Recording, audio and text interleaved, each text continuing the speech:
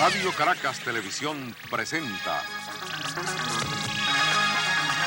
Primer Plano con el doctor Marcel Granier.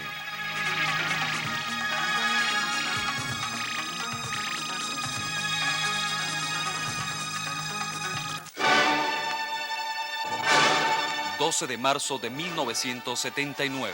Carlos Andrés entrega la presidencia, Luis Herrera la recibe. Alguien dice en Sotaimar, es la hora de David. Y David Morales Bello, el adeco más odiado por Rómulo, se lanza. Callado, frío, cerebral, preciso.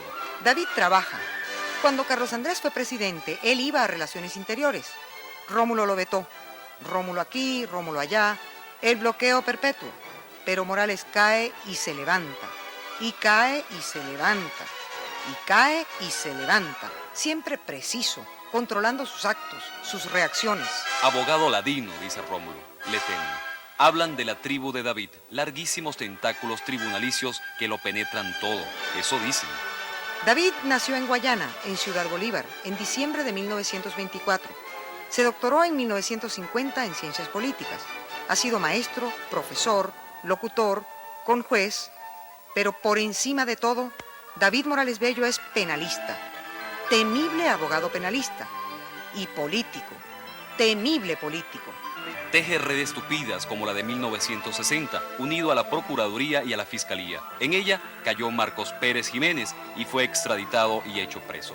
Morales es activo, defiende causas difíciles como cuando las fragatas. Como a Héctor Silva cuando en el Inos lo acorrala Musi Abraham. Como a Carlos Andrés cuando él Sierra Nevada, dicen. Autor intelectual del canachazo, dicen. Cerebro del ascenso de Lucincha a la Secretaría General, dicen. Siempre dicen de David Morales Bello. Ahora llegó la hora de David. Quiere ser presidente. Incansable, ha recorrido todo el país. Fue quien sacó más votos en la última Convención de Acción Democrática.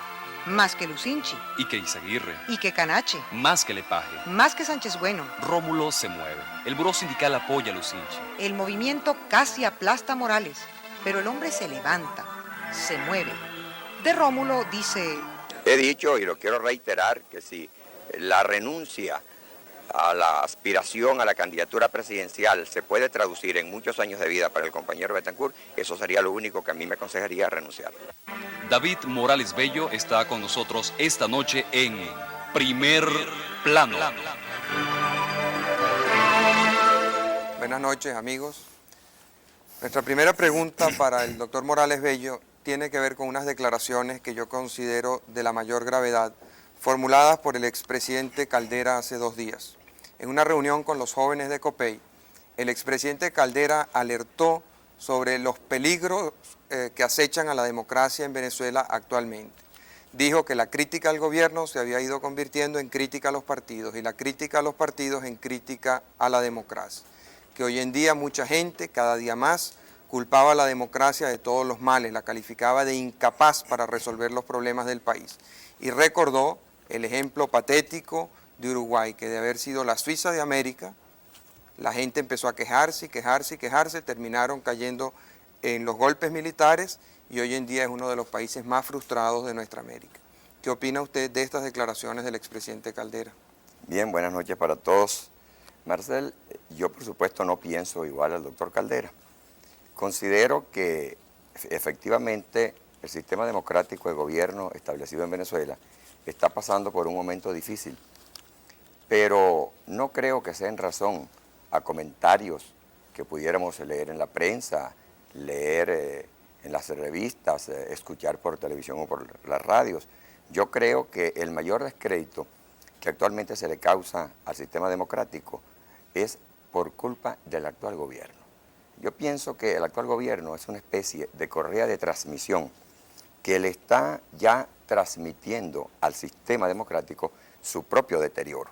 Ha llegado el gobierno a tan baja aceptación que las críticas que durante un año, año y medio se hicieron contra el gobierno, ahora se están convirtiendo en serias críticas contra el sistema. ¿Y usted no teme que eso pueda provocar un desmoronamiento del gobierno y por ende el fin de la democracia? Sí lo temo, por eso estoy en una prédica constante para tratar de ayudar al gobierno, haciéndolo ocuparse de lo que debe hacer, Considero, por ejemplo, que esta ida del presidente Herrera Campins para el Brasil es realmente algo desaconsejable.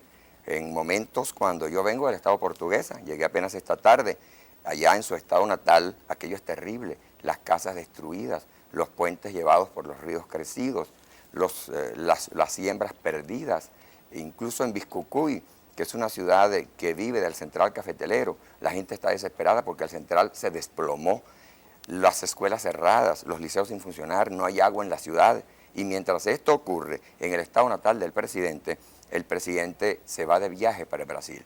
¿Qué puede estar pensando en este momento la gente que habita en el estado portuguesa?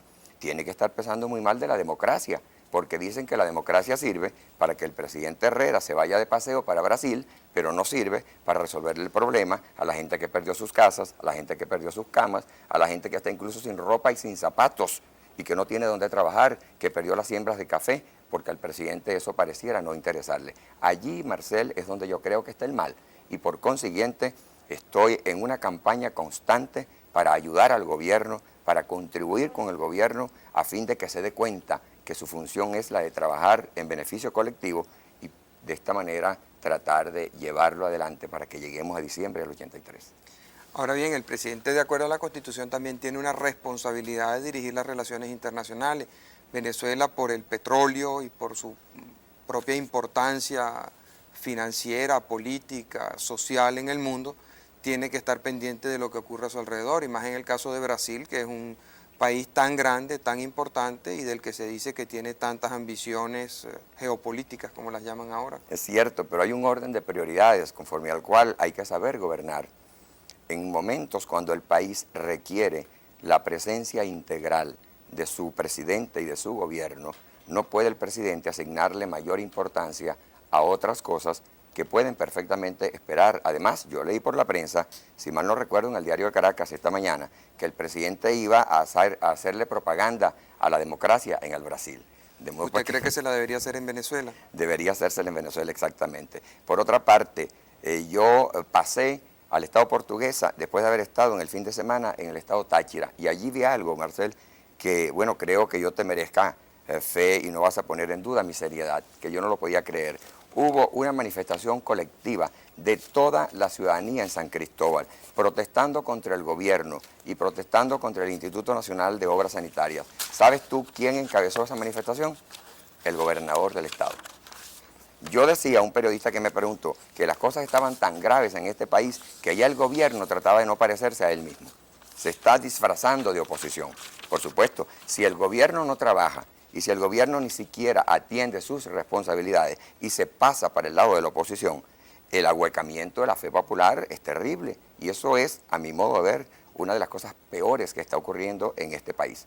Yo sí es verdad que estoy alarmado, no estoy en Caracas divirtiéndome ni pasando el tiempo, estoy viajando por todo el país. En cuestión de 3 meses ya he recorrido toda la geografía nacional y el mapa político, social y económico que me he formado es realmente alarmante. Por eso deseo ayudar al gobierno a fin de que no vaya a este gobierno a sucumbir por su propia irresponsabilidad y no vaya a dañar el sistema democrático. Hay que ayudar al gobierno, hay que hacer que el presidente Herrera se ocupe de reunir sus ministros, de recibirles cuentas, de llamar a los gobernadores de Caracas, de oír lo que los gobernadores plantean, de estar pendiente de las cosas que están ocurriendo en el interior del país. Es decir, que llene el vacío que se está creando, porque hay mucha gente que cree que aquí no hay gobierno, y eso es muy grave.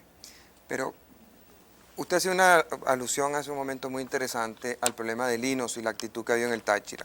Hoy el Instituto Nacional de Obras Sanitarias, el INOS, publica un remitido en toda la prensa nacional en donde dice lo siguiente: este instituto ha visto con preocupación que entes privados han instado de manera irresponsable a la colectividad a incumplir lo previsto en la expresada resolución. La resolución es en la que aumentan exorbitantemente las tarifas, lo cual constituye una flagrante violación de disposiciones constitucionales que estipulan como un deber ciudadano el cumplir las disposiciones legales emanadas de organismos competentes para dictarlas. Pues que incluya ahí a entes públicos. O sea, ¿usted porque cree que el gobernador del estado Táchira encabezó la manifestación en San Cristóbal? Y creo que eso lo hizo para no ser de esa manifestación? Yo creo que fue tan justa que el gobernador no pudo esquivarla. porque lo que ocurre con el Instituto Nacional de Obras Sanitarias es que cada día el servicio es peor y pretenden aumentar la tarifa como la han aumentado sin garantizar a la ciudadanía que realmente el monto de las facturas se va a corresponder con el consumo. Pero eso está ocurriendo con todos los servicios públicos y la gente no protesta. Pues vamos a tener ¿Qué que está protestar? ocurriendo en el Táchira? ¿Qué hay de especial en el estado Táchira que se ha producido esta reacción? Aquí en Caracas yo recuerdo, aumentaron las tarifas del aseo urbano, que es muchísimo peor que el Linos. Sí. O sea, como calidad de servicio es mucho peor. Y bueno, la gente las aceptó y las debe estar pagando porque yo no veo que el IMAO esté haciendo manifestaciones de estas. Pues yo creo que puede venir algo por allí porque la gente tiene su capacidad de resistencia y sinceramente considero que poco a poco los encargados de llamar la atención de la ciudadanía y de recordarle a la ciudadanía que si se cruza de brazos el gobierno no va a atender los problemas ni a resolverlos, entonces esto va a ir produciendo sus ecos positivos. Allá en el Táchira yo pienso que la manifestación ocurrió porque FETRA Táchira es un organismo que funciona muy bien. Está presidido por Federico Ramírez León, que es un hombre que tiene un gran sentido de la responsabilidad social, la responsabilidad colectiva y la responsabilidad sindical. Y fue FETRA Táchira la que hizo la invitación inicial, que luego fue seguida por la Asamblea Legislativa. Y ya te digo, pues, incluso el propio gobernador se hizo eco de ella. Hace falta que donde quiera que haya organismos capaces de orientar seriamente a la colectividad, estos organismos motiven para que la colectividad contribuya a que el gobierno se ocupe de resolver los problemas sociales. Vamos a cumplir unos compromisos. Al regreso quisiera que usted nos ampliara unas declaraciones que dio en estos días, donde dice que la oposición debe actuar con más energía y que la culpa de muchos de los problemas que están sucediendo en el país actualmente se deben a la debilidad y a la poca consistencia que la oposición ha tenido. También quisiera su opinión acerca de si es constitucional o no la restricción que el Buró Sindical de Acción Democrática le ha impuesto al doctor Jaime Lucinchi para apoyar su candidatura presidencial. ¿Cómo no? Ya ¿Cómo te regresamos.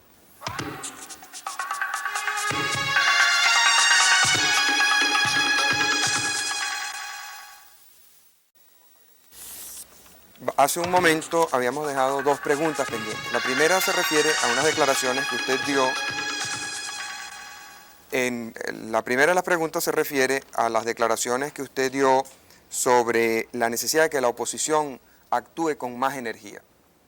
Sí, eso fue con motivo de haber estado yo de visita en el estado Anzoátegui, en Aragua de Barcelona. Allí me encontré con que un puesto de salud que había sido construido por el presidente Carlos Andrés Pérez en la administración anterior, se había degradado ahora a la condición de dispensario y para no surtirlo con los equipos necesarios para hospitalización y tratamiento de enfermos, se le colocaron unos bancos, un escritorio y una silla, se colocó allí una enfermera y se dijo que ahora ya no sería puesto de salud, sino un mero dispensario. Encontré con que el pueblo estaba realmente disgustado y triste, deprimido. Yo les dije que me parecía que esa no tenía que ser la conducta ante un acto tan irresponsable del gobierno, que ellos tenían el derecho a pedir que ese puesto de salud se dotara con los equipos suficientes y necesarios para servir la atención de la salud del pueblo y que por consiguiente ellos debían ser más enérgicos, más activos, más dinámicos en el ejercicio del derecho a ser oposición. Hablé concretamente con los dirigentes de Acción Democrática y les dije que debían comenzar gradualmente a hacer sentir su voz de protesta, primero ante el Consejo Municipal, luego ante la Asamblea Legislativa, después ante el gobernador, y así ir enfatizando sus protestas, porque de lo contrario, las cosas por dejadez iban a caer en un momento dado en el terreno en que el gobierno las hiciera por mayor facilismo. En ese sentido, ¿usted le atribuye mucha importancia entonces a lo que está ocurriendo en el Táchira con las tarifas de Linos? Sí, y por eso pongo como ejemplo lo que ha hecho FETRA Táchira, presidido por un dirigente que tiene mucho sentido de la responsabilidad colectiva, como Federico Ramírez León. Si FETRA Táchira no toma la iniciativa de sacar esta manifestación a la calle para protestar contra la elevación del servicio de Linos, al mismo tiempo que, por supuesto, el suministro de agua es pésimo en San Cristóbal, porque el acueducto regional que el presidente Carlos Andrés Pérez también construyó para el estado Táchira, hasta ahora no ha sido finalizado por el gobierno actual, pues entonces quizás no hubiese pasado absolutamente nada. La iniciativa de FETRA Táchira fue lo que dio lugar a esta estupenda manifestación que al gobernador no le quedó otro camino que encabezar. ¿Usted cree que eso contribuye, ayuda a la democracia o la perjudica? La ayuda.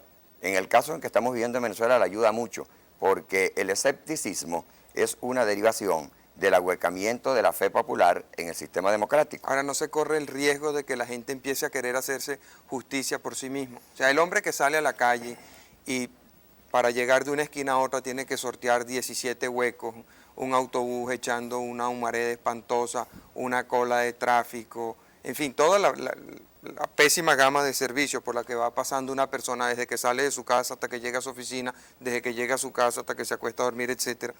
Llega un momento que la gente se va irritando de tal manera que puede caer en la tentación de querer hacerse justicia por sí mismo, y eso desvirtuaría la democracia. Visto en ese sentido, sí, Marcel, pero yo lo veo con sentido positivo. Pienso que si a esta gente se la deja únicamente con esta carga negativa, podría reaccionar de esa manera, pero si la oposición asiste a los gobernados y les indica el camino de la acción que deben realizar para de esta manera obligar al gobierno a cumplir con su deber, a ocuparse de las necesidades colectivas, no creo que el gobierno se niegue rotundamente a hacerlo, y entonces se va a provocar una reacción del gobierno que no importa que vaya a resolver los problemas, porque yo no creo que el mejor negocio político para la oposición sea permitir que el gobierno abandone a la colectividad y que el país se llegue hasta diciembre del 83 en un estado de deterioro terrible e inaguantable. ¿Usted cree que el servicio de agua es bueno o es malo en el país? Es muy malo. ¿El servicio eléctrico? El servicio eléctrico es mejor. El servicio... Porque tú bien sabes que en parte lo surte Cadafe, allí es muy malo. Yo estaba ayer en Biscucuy y cada momento se iba la luz. Sin embargo, en otros sitios donde el servicio se alterna porque se surte en forma mixta, allí la empresa privada sí surte un buen servicio. ¿El servicio de recoger la basura es bueno o es malo? Es malo. Ahora, ¿qué pasaría? Salvo en Maracaibo, donde justamente se le ha dado la concesión a 2 empresas particulares que se están encargando de hacer la limpieza de la ciudad. Y las 2 últimas veces que he ido a Maracaibo me ha llamado mucho la atención de que la ciudad está limpia. Perdón, porque tenemos que interrumpir, doctor, porque nos está anunciando, la cadena que habían anunciado que era a las 10 de la noche va a ser ahora. Me van a perdonar, amigos, el programa continuará después de la cadena, que durará solamente 6 minutos, según nos informa el Ministerio de Información y Turismo. Es una cadena sobre el importante viaje que el presidente de la República realiza al Brasil.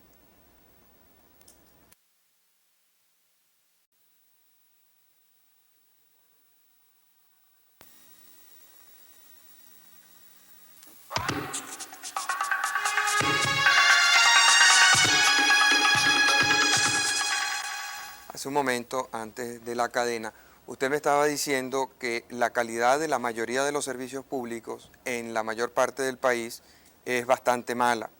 ¿Qué pasaría si la gente asumiera la misma actitud que está asumiendo la gente del Táchira con relación a Linos y resolviera, basándose en ese viejo aforismo jurídico, que como no recibe servicio, lo recibe muy malo, no paga? Eso sería el caos. Sí, pero no bastaría con esto. Yo pienso que hay que hacer una protesta activa.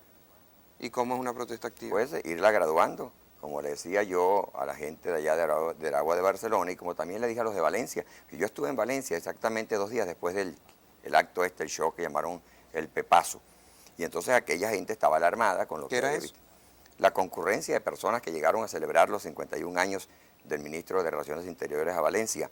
Y me mostraron páginas completas de los periódicos encabezadas por avisos oficiales del gobernador expresando la complacencia gubernamental porque el ministro del Interior estuviese celebrando su cumpleaños allá en Valencia. Un aviso oficial del director de Tránsito Terrestre cambiando todo el flechado de la ciudad para servir también aquello. Declaraciones del gobernador del estado Zulia diciendo que él se enorgullecía con haber ido a la cabeza de 1000 participantes que habían venido desde Maracaibo, y noticias donde se decía que cada uno había recibido 600 bolívares de viático. Entonces yo le decía a la gente de Acción Democrática allá en Valencia, pero bueno, es que yo no creo que aquí lo procedente sea conversar esto y mantener una especie de guerra de rumores. Aquí hay que plantear seriamente la denuncia de que aquí está políticamente renaciendo una época que se corresponde con la del gomecismo. Y por otra parte... ¿Por qué? Porque esos aclamacionismos no se veían en Venezuela desde la época de Gómez. Eso de un gobernador publicando un aviso de prensa diciendo que la gobernación se complace en expresar públicamente sus felicitaciones al ministro porque está cumpliendo años, y un aviso oficial, República de Venezuela, Gobernación del Estado Carabobo. Yo no quiero parecer cínico, pero si uno lee a González Ginán se da cuenta que en Venezuela lo que ha sobrado han sido adulantes siempre. Sí, y uno no puede prestarse, así sea por la vía de la omisión, a que esas cosas se repitan. Entonces, mi tesis es la de que la oposición tiene que plantear en forma debida, con mucha seriedad, pero también con proyección hacia la colectividad, sus quejas y no mantenerlas a puertas cerradas, porque así no se van a solucionar las cosas.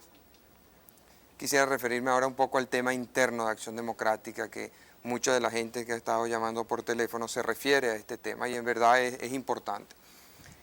A mí me llamó mucho la atención las condiciones que el Buró Sindical le puso al doctor Jaime Lucinchi para ofrecerle su apoyo. Yo entiendo que, o sea, me parece razonable pues, que pidan posiciones y determinadas actitudes, pero mucha gente ha cuestionado la constitucionalidad de una de las condiciones que le pusieron al doctor Lucinchi, concretamente la de que él va a seguir sometido a disciplina partidista. Hay una especie de contradicción. La Constitución dice que el presidente de la República es el jefe del Estado, es el jefe del Poder Ejecutivo, él hace una serie de nombramientos y si él está sometido a una disciplina partidista, entonces él ejercería todas esas funciones no a título personal, sino por mandato de otro. Eso es constitucional. ¿Usted está de acuerdo con eso? Yo no puedo negarme como el estudioso del derecho que soy. No hay duda que eso choca con los principios de la Constitución venezolana y con la organización política y jurídica de nuestro país. Pero pienso que el planteamiento fue de carácter político. Quienes lo hicieron, por supuesto, no se pasearon por el aspecto constitucional, sino que estuvieron pensando en que si un partido gana las elecciones, este partido debe tomar una participación mayor en la conducción de la política misma. No creo que la idea hubiese sido la de sustituir al presidente como jefe del Estado para ejercer el gobierno detrás de bastidores y desde el asiento del partido, sino que lo que se quiso fue expresar una especie de deseo colectivo de tener una participación más efectiva, pudiéramos decir, en la conducción de la política general, porque no es de creer que pudiera estarse planteando así públicamente desconocer, sustituir o de alguna manera transgredir el orden constitucional establecido en Venezuela. Ahora, ¿por qué usted como candidato o precandidato de Acción Democrática le teme tanto a la candidatura de Lucinchi? Bueno, yo no tengo ningún temor a la candidatura de Lucinchi. De tenerle temor estaría en una actitud diferente a la que mantengo. Lo que pasa es que tenemos nuestros métodos diferentes, tenemos nuestros estilos diferenciados y Jaime se comporta de una manera, yo de otra, pero ni él está dando la sensación de separarse de la idea de la candidatura y yo no creo estarla dando tampoco. Esta mañana oía una entrevista que le hacían en Radio Portuguesa donde le decían que usted estaba un poco como el Mocho Hernández, siempre enmontado. Yo, por supuesto, no tengo que recordarle que el Mocho Hernández nunca llegó al poder, aunque lo tuvo cerca varias veces. Es cierto, sí, yo fui a un programa muy interesante esta mañana por Radio Portugués y entre las críticas que escuché estuvo esa, la de que yo me la pasaba en el monte como el Mocho Hernández. No me la paso en el monte, yo me la paso en Venezuela. Venezuela no es Caracas. En Caracas están quienes muchas veces manipulan la cosa política, se reúnen en conciliábulos, componen, descomponen, echan a perder y le hacen muchas cosas al mundo. Pero en Venezuela se ha despertado un sentimiento nacional muy interesante. Yo diría que yo estoy ganado por la tesis de la nacionalización de la política y le veo con mucho respeto su posición a los que viven más allá de Caracas, arrancando por los Teques y terminando en los Andes, en Guayana o en el territorio Amazonas o del Tamacuro. Para mí los venezolanos, donde quiera que están, tienen su valía, tienen sus derechos, tienen su importancia y tienen su dignidad. Esto es lo que me ha llevado a mí a estar recorriendo ya el país por segunda vez en cosa de 6 meses. Y además estoy contentísimo, Marcel, de hacerlo así, porque yo creía que ya tenía una noción completa del país. Y me encuentro que no es verdad, me faltaba todavía mucho por conocer, y eso que yo recorrí el país cuando era jefe de campaña de Carlos Andrés Pérez. Lo volví a recorrer cuando le estaba haciendo campaña a Jaime Lucinchi para que fuera el candidato presidencial nuestro en las elecciones anteriores. Luego lo recorrí por tercera vez cuando le hice campaña a Jaime para que fuera el secretario general del partido. Y en este nuevo recorrido, que ya lo llevo por segunda vez, me encuentro con que hay una cantidad de cosas interesantísimas que existen en la provincia y que la gente en Caracas o se olvida de ellas o las ve con cierta indolencia. No, pues que yo estoy así como muy satisfecho de mi noción actualizada de la Venezuela del momento, y por lo demás creo que estoy demostrándole a todos los venezolanos que los considero importantes por igual.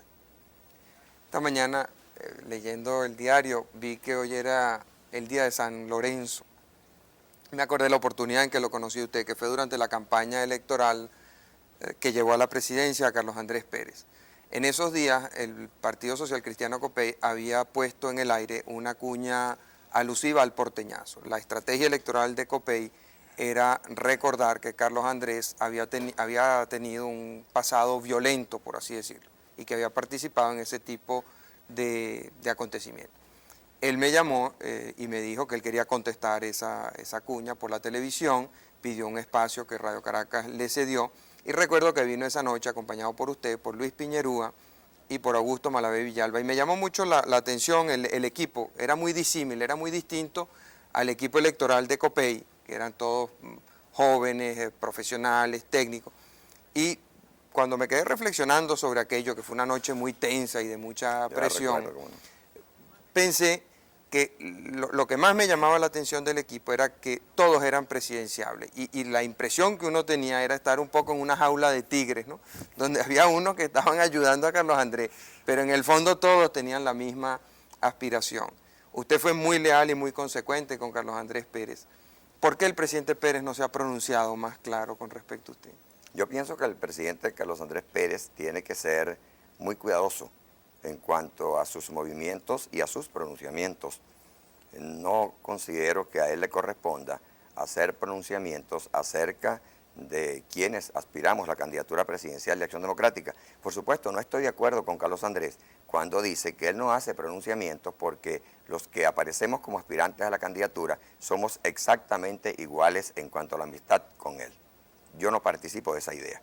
Participo de la idea conforme a la cual él, como expresidente, está colocado en una posición de mucha jerarquía que él debe saber mantener. Si él baja a donde estamos todos los días en la lucha por el esclarecimiento de las cosas y por la obtención de posiciones en buena lid, entonces ya él no podrá ser la instancia superior, y creo que eso realmente a todos nos interesa cuidar. De modo que yo estoy muy contento con que el presidente Pérez no haga ningún pronunciamiento, pero repito, no me convence que no lo haga porque todos seamos exactamente iguales amigos de él. Hay unos principios para mí de mucha mayor entidad, como ese de preservar la jerarquía, que en política vale mucho, y yo creo en la jerarquización de las instituciones y de las personas.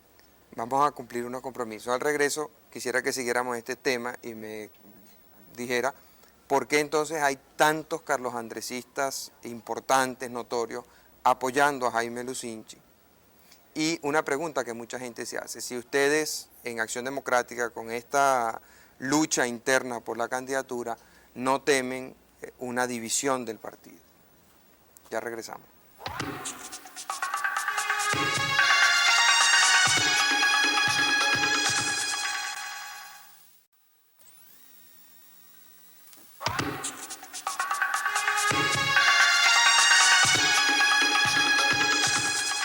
Hace un momento habíamos dejado dos preguntas pendientes. La primera, ¿por qué hay tantos Carlos Andresistas importantes apoyando a Lucinchi? Ni tantos, porque yo no lo apoyo. Yo lo apoyé, ahora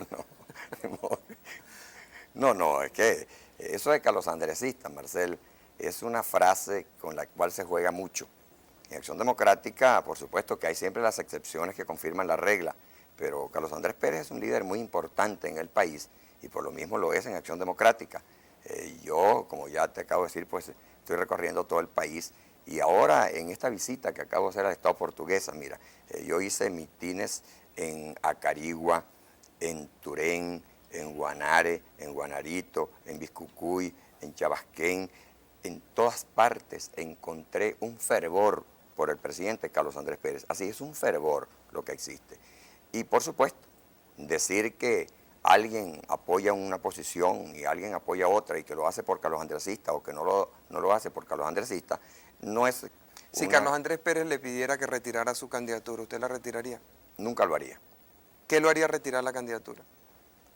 Por ahora pienso que nada existe que me pueda hacer retirar la candidatura por cuanto eso no me pertenece a mí. Mi candidatura presidencial es la espontaneidad de muchísima gente que se ha hecho objetiva y que yo tengo la obligación de respetar. ¿Por qué? Es cuestión de dignidad. ¿Por qué?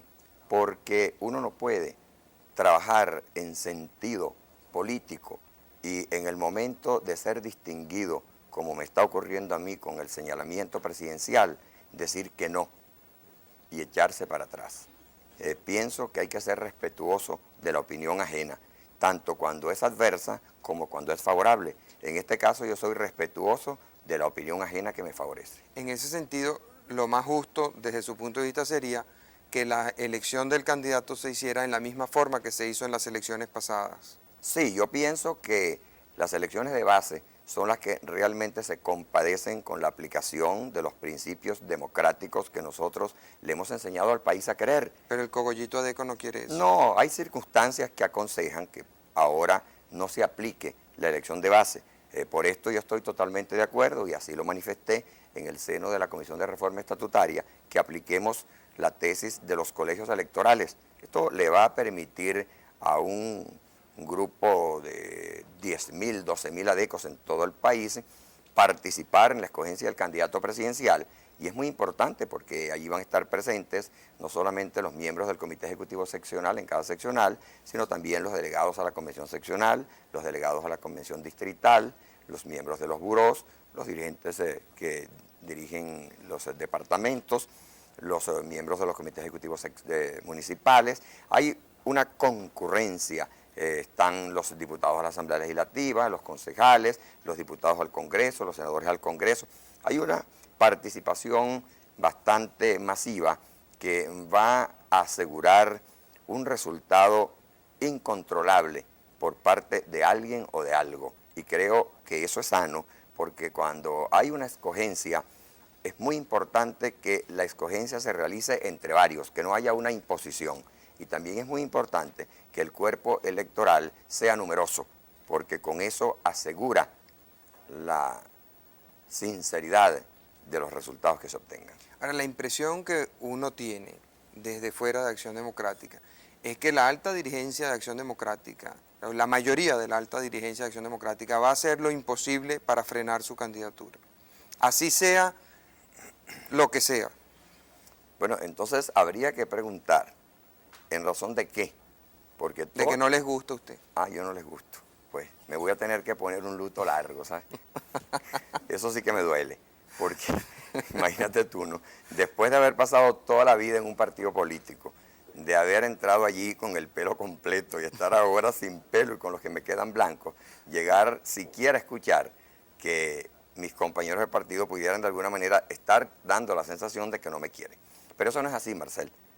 Mis compañeros de partido son todos, tanto los miembros del Comité Ejecutivo Nacional como los miembros de los comités ejecutivos seccionales, como de las municipales, de las locales, de todas partes. Mira, te voy a narrar algo que es interesantísimo. Yo hube de apresurar mi regreso esta tarde desde Acarigua, porque estaba pendiente de asistir a un acto de graduación de una promoción de bachilleres en ciencia que resolvió denominarse David Morales Bello. Llegué allí y me encontré con que 49 personas, todos trabajadores de servicio de enfermería, habían hecho su curso de bachillerato por el parasistema y espontáneamente optaron por mi nombre. Fui allí a conocerlos a todos. Parece mentira, pero nunca había visto a uno solo de ellos antes.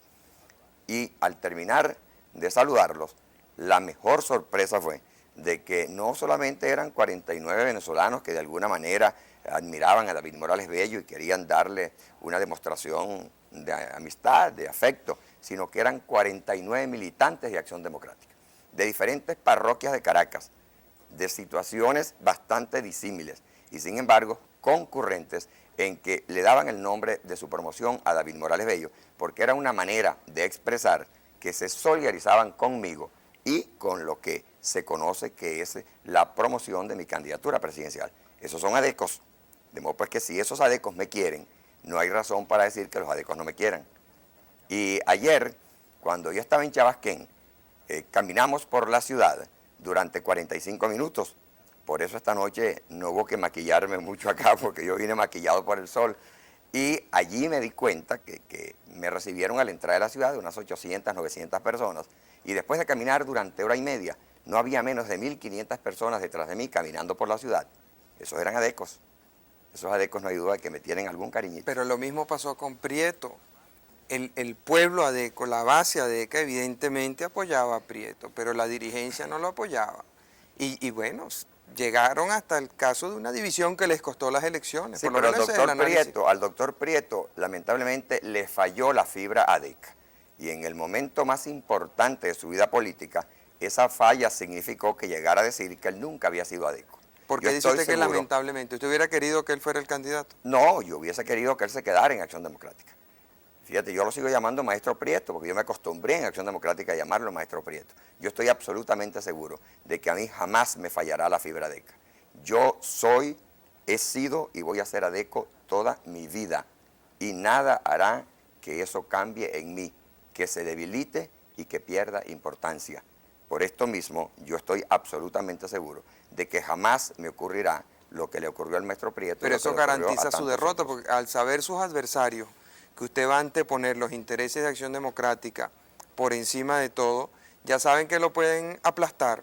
Pues no, todo lo contrario. Yo considero que si yo tengo que pagar el precio de no perder mi condición de adeco por cualquier situación, no hay duda que ese precio yo lo pago a gusto, porque yo me realizo siendo adeco y ninguna otra circunstancia me va a satisfacer esa gran falta que sería en mí la condición de adeco. Hace algunos meses, Alfredo Tarre Murci dijo en este programa que Jaime Lucinchi se parecía muchísimo al presidente Luis Herrera Campins. ¿Qué opina usted de eso? No, no creo que se parezcan. Bueno, eso dijo Tarre Murci. Sí, pero yo siempre he pensado de manera diferente a Terry Murci, ¿Por qué no se le parecen? porque son dos personas completamente diferentes. ¿Por qué adversa usted a Lucinchi? No, yo no adverso a Lucinchi. Yo concurro, al igual que lo hace Lucinchi, en búsqueda de la candidatura presidencial de Acción Democrática. Nosotros en Acción Democrática nos definimos como un partido democrático, pluralista, que garantiza la democracia competitiva externa e internamente. Por esto mismo, Jaime Lucinchi y yo estamos ayudando a Acción Democrática para que la escogencia de nuestro candidato presidencial no es que no se vaya a producir en razón de la dedocracia, ni siquiera de la manocracia, sino que sea una democracia competitiva mediante una actuación que a ninguno de nosotros le deje duda respecto a la sinceridad de los resultados electorales internos que determinen la escogencia. De modo que, así como yo no creo que Jaime me esté adversando a mí, yo garantizo que yo no adverso a Jaime. Yo estoy de acuerdo con quienes dicen que yo sería un gran candidato presidencial de Acción Democrática, en sentido positivo. Yo quisiera referirme más tarde a eso, porque usted cree que sería un gran candidato. Pero quisiera insistir un poquito en el tema de Lucinchi. ¿Por qué a usted le preocupa entonces, si tiene tan buena opinión de Lucinchi, que él sea secretario general y a la vez precandidato? Por eso mismo, porque tengo una gran opinión de él y yo quiero que Jaime sea consecuente con él mismo.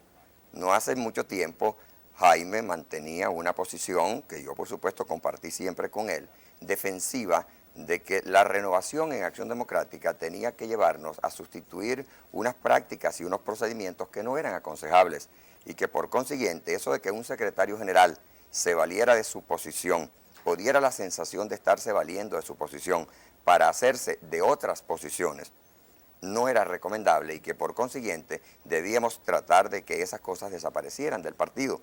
Resulta pues que ahora yo sigo sosteniendo esa misma tesis, sigo creyendo en la renovación, pero veo que Jaime no piensa de la misma manera. Entonces es simplemente hacerle un llamado para que se concilie consigo mismo, porque es muy interesante que él mantenga su propia identidad. Vamos a cumplir unos compromisos. Al regreso quisiera que usted ampliara un poco lo que dijo hace un momento, de que usted sería un gran candidato presidencial de Acción Democrática. ¿Por qué lo cree? ¿qué le aportaría usted al país que no le aportarían otros candidatos? Ya volvemos.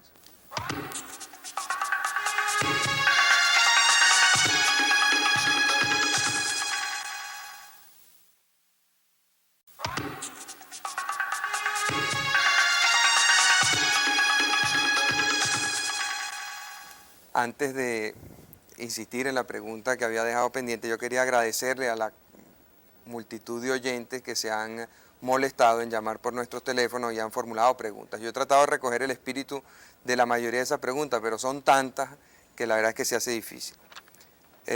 Aquí hay una simpática que quisiera repetirla textualmente. Dice una televidente que usted dice haber recorrido el país con el ánimo de ayudar al presidente. Y se pregunta si no será que usted tiene muchas ganas de pasarse al gobierno. Sí, cómo no, si estoy pasado completo. Se me nota. No, yo creo que el gobierno está necesitado de ayuda. Y como COPEI no lo quiere ayudar, creo que nosotros los ADECOS debemos ayudarlo. Y por eso estoy tratando... ¿Por qué dice usted que COPEI no lo quiere ayudar? Yo veo a COPEI muy preocupado ahorita con la situación. Está preocupado porque tenemos un mal gobierno, pero no se ocupa de ayudar al gobierno. Entonces yo creo que alguien tiene que ayudarlo, pues vamos a ayudarlo los ADECOS, porque hay que tratar por todos los medios de que lleguemos hasta diciembre del 83. ¿Qué piensa usted de esas pintas que han aparecido de golpe ya, golpe sí?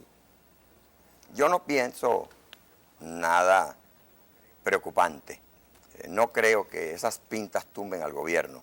Estas son cosas que se pueden hacer en una noche por parte de 2 o 3 personas que resuelvan hacerlas. Eso para mí no es significativo. Lo significativo, insisto en esto, es el acrecentamiento de un escepticismo colectivo que se deriva de la falta de rendimiento por parte del gobierno. Eso sí es grave. Pero cuando el gobierno estaba discutiendo el acuerdo con Colombia, empezaron a aparecer pintas en ese sentido. Y yo tengo la impresión de que esas pintas influyeron mucho en el resultado final de esas conversaciones. Bueno, porque eran pintas que efectivamente se conformaban con opiniones dentro y fuera del gobierno que estaban ejerciendo su influencia y su presión.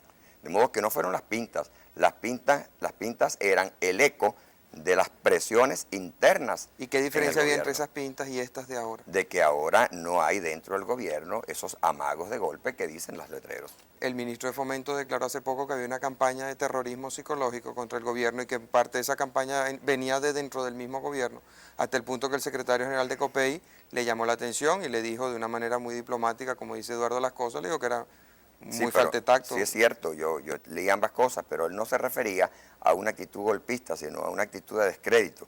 Él decía, esto que yo acabo de decir hace un momento, que los copellanos no defendían suficientemente a su gobierno y que lo estaban dejando desacreditarse porque no salían a romperse el pecho por él. O sea que en el fondo usted cree que el ministro de Fomento es un Morales bellista. Él está de acuerdo con su tesis. No, de ninguna manera. De que hay que defender al gobierno. De ninguna manera, no. Lo que pasa es que es un copellano que se queja de la falta de solidaridad de los otros copellanos.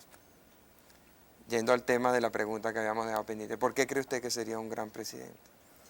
Pienso que para gobernar a Venezuela, después de este gobierno, hay que ser un buen trabajador, dinámico, activo, aliado con el tiempo para ganarle la pelea a este lastre que estamos arrastrando y vamos a continuar arrastrando durante el periodo actual. Creo igualmente que hay que tener imaginación a los efectos de no quedarse estancado ante los problemas y de buscar con prontitud soluciones aplicables a esos problemas. Además, creo que hay que ser muy sincero, exponerse incluso al odio de quienes se irritan porque se les diga la verdad y hablarle al país en términos de gran sinceridad. Yo creo que estoy en condiciones de hacer todo eso. Y además, yo tengo sentido de la autoridad. No soy autoritario, mucho menos autoritarista, pero sí tengo sentido de la autoridad. Y una de las grandes fallas que Venezuela en este momento está acusando es que el gobierno carece de autoridad, no se hace respetar. Desde luego que en gran parte es porque no rinde, no trabaja, pero también porque no se siente la homogeneidad gubernamental que es indispensable para que los gobernados vean con respeto su gobierno.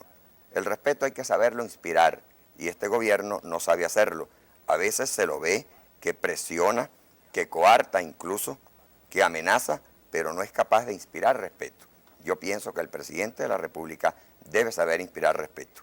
Y ante estos esquemas no me siento extraño a ellos.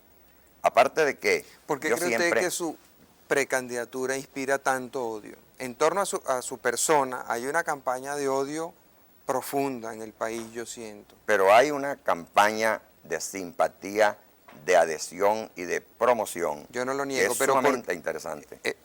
Es verdad, pero ¿por qué existe la campaña de odio? ¿Por qué no hay campaña de odio en torno a Lucinchi? Bueno, no sé realmente por qué, pero la mía me la explico porque yo soy una persona que plantea las cosas en términos claros. Yo decía recientemente en un meeting que si Acción Democrática necesita un candidato para el apaciguamiento, confieso que no sirvo para eso. Ahora, si Acción Democrática necesita un candidato para luchar, para pelear, para saberse ganar los votos de 4,5 millones de jóvenes que van a votar por primera vez o votaron por primera vez en las pasadas elecciones, planteando tesis novedosas, interesantes y atractivas para la juventud, yo me siento en condiciones de hacer esto. Por supuesto, cuando se actúa en esta forma, cuando por sentido de responsabilidad se ha enfrentado uno a problemas muy serios, yo reconozco que me he enfrentado a problemas muy serios en este país, despierta odios y el rencor es lo que guardan entre pecho y espalda todos aquellos que en un momento dado se vieron enfrentados por alguien a quien no le perdonan haberlo hecho así. Yo he tenido por buena o por mala suerte que enfrentarme a muchas cosas, ninguna por mí mismo, por cierto, y en todas he salido airoso. Bueno, el triunfo se paga, el triunfo tiene un precio. Mi triunfo en las causas que yo he defendido. ¿Qué causas serían esas? ¿Qué causas cree usted que son las que han generado más odios a su persona? A mí me correspondió defender una gran causa histórica, la extradición del exdictador Marcos Pérez Jiménez.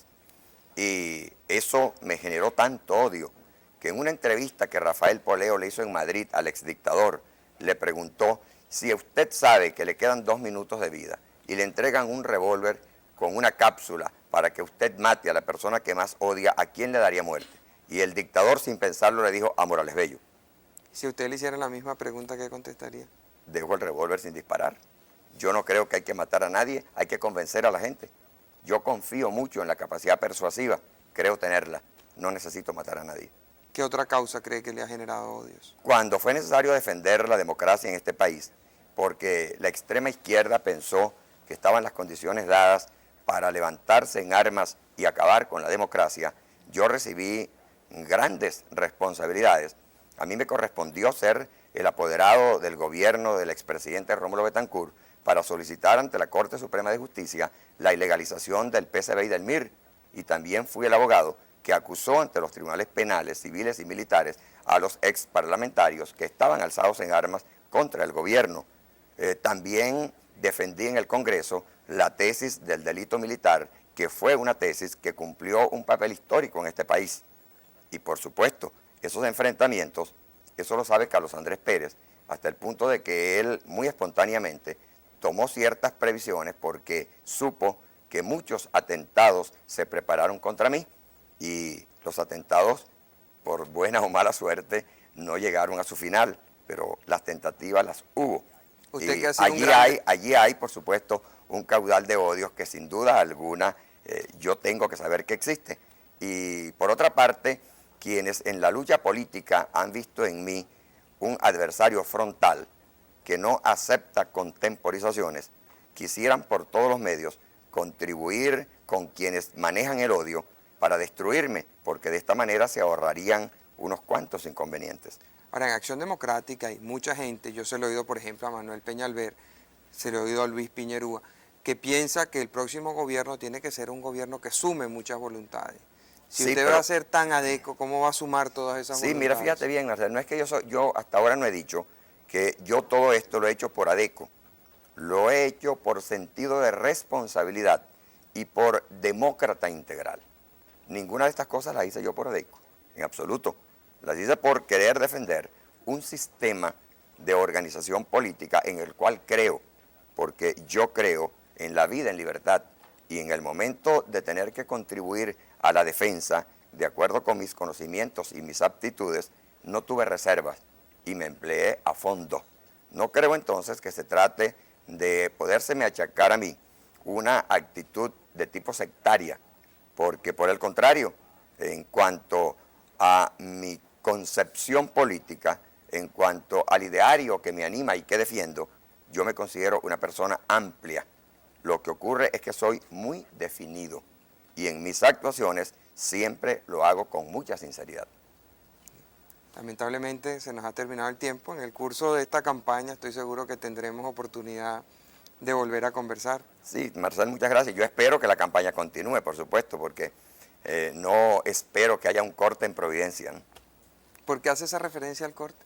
Bueno, porque hay algunas cosas que dan la impresión acerca de que lo que pudiera ser una campaña para la concurrencia competitiva pudiera terminar en un acomodo no competitivo. Yo aspiro que la concurrencia competitiva sea una realidad. ¿Usted estaría dispuesto a ir a un debate con Jaime Lucinchi? No creo que haga falta, ¿no? Jaime y yo no tenemos nada que esclarecer en público. Estamos de acuerdo en todo lo que se puede decir en público. O sea, ¿usted cree que eso es una decisión interna de los ADECOS? A la única cosa que yo no accedería sería venir a un debate televisado con Jaime Lucinchi. Yo estaría dispuesto a venir a un debate televisado con cualquier otra persona, con mis adversarios. Yo vendría a discutir por televisión con Rafael Caldera, con Montes de Oca, con Luis Herrera Campins, con Eduardo Fernández, con Pedro Pablo Aguilar, con algunos de ellos ya lo he hecho alguna vez, pero no creo que deba venir a discutir por televisión con mis compañeros de partido.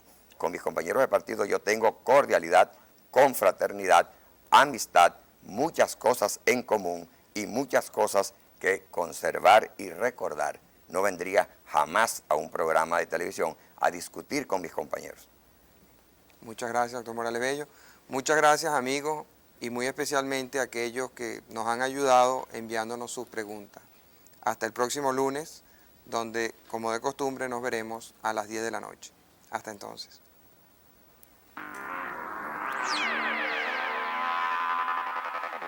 Radio Caracas Televisión presentó Primer Plano con el doctor Marcel Granier.